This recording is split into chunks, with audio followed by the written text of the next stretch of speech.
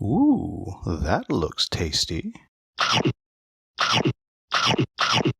My darkness will consume your measly power. All that you have will be mine. Welcome, folks. Today the Hungry Gamer is back with another game review. And today we are talking about Vanagloria, the card game. Now, before I begin, please make sure you turn on your Klingon subtitles, because if I make any mistakes in the basics of the rules, that is where you will find the corrections. Now, Vanagloria is a two-person competitive card game, though if you have a second deck, you can play up to 4. And in the game, you each are a sorcerer competing for domination of the world that has turned very, very dark. And if you are not interested in how this game is played, you're going to want to jump ahead to the timestamp on the screen right now. For those of us still here, what you're doing each round is you are competing for points in a series of 10, I'll call them tricks. It's not exactly trick taking, but that's kind of the idea. And first you start out with these 5 goal cards that are one flipped over per turn. Then after the first 5 rounds, you will flip 1 card from each of the player's individual goal decks, and then you're playing for both each round. At the end of the game, whoever has the highest amount of points will be the winner. The way that you actually win these cards is you'll be placing out these sorcerers, and you will always start with 1, and you'll see it can be at power 0, power 50, or power 100, depending on which one is facing the other player. You always start with it facing at the 0. Now, I'm not going to worry about the other deck over here, but I will just show you what's going to happen on each individual turn. On each turn, both players will be playing out 2 cards upside down right behind each of their sorcerers. And then once everyone has played, you will, one at a time, reveal a card and then do what it says. I mentioned that you can have more than 1 sorcerer. In fact, you can have 3. And you get that by playing the duplication card, and then you immediately get to put out another sorcerer.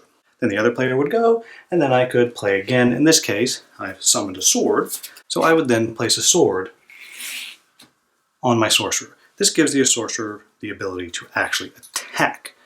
And when you attack another sorcerer, I'll just put that one there, you have to use an attack card. Again, you can only use an attack if you have a sword. If the other player is completely unable to defend with a shield, then they go down 1 step. So if they're at 50, they go back down to 0. If they're at 100, they go down to 50. If you have a shield, you discard the shield and you are fine. Now, I know what the next question is how do you increase your power? You do that by playing a focus card. So if you have flipped over a focus card, you increase your power 1 step. After all the face-down cards have been played, you see who has more sorcerers that are at power level 100. If no one has a 100, or if each player has the same amount of 100s, nobody gets the card or cards, and they are discarded, and then you collect everything, and you go into the next round. And that's it. That's how this game is played. It is just that simple. So, what do I like about this game? I do like that the game has a delightful bit of strategy and reading your opponent, because what happens is there are not actually enough cards for every one of your sorcerers, if you have all 3 of them out, to do all the things. In fact, you only have 2 shields. You do have 3 swords, but you only have 2 attacks. So at any given round, you are trying to guess which one of your opponent's sorcerers is not going to be able to defend themselves. And that's kind of where the fun of the game is. And I do enjoy that. I also enjoy that the game is very small. It is literally a deck box. And it's just that small. It's very portable. It doesn't take up a lot of space to play.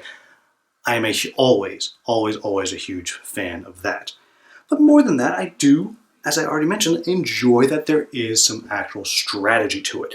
When I first read the rules, I was like, that's kind of just like playing war, but a little more complex. But that's not true. There is actually some delightful strategy elements to it. So what are my quibbles with the game? And my main one is, while I think the art is fine, I have to admit that I was pretty disappointed that, with the exception of it being a different color, the art for each sorcerer and everything is exactly the same. I feel like that's a missed opportunity.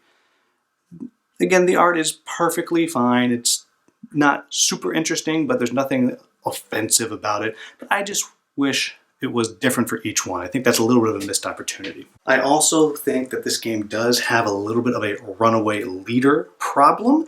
I say problem, it's only a problem if you don't like that. But I do feel like if one player has a couple good rounds and they have 3 sorcerers out and they knock you back down to 1, then it's really, really, really hard to come back. Now again, that might not be a problem for you, but for a lot of people, they don't like feeling like they're out of the game early on.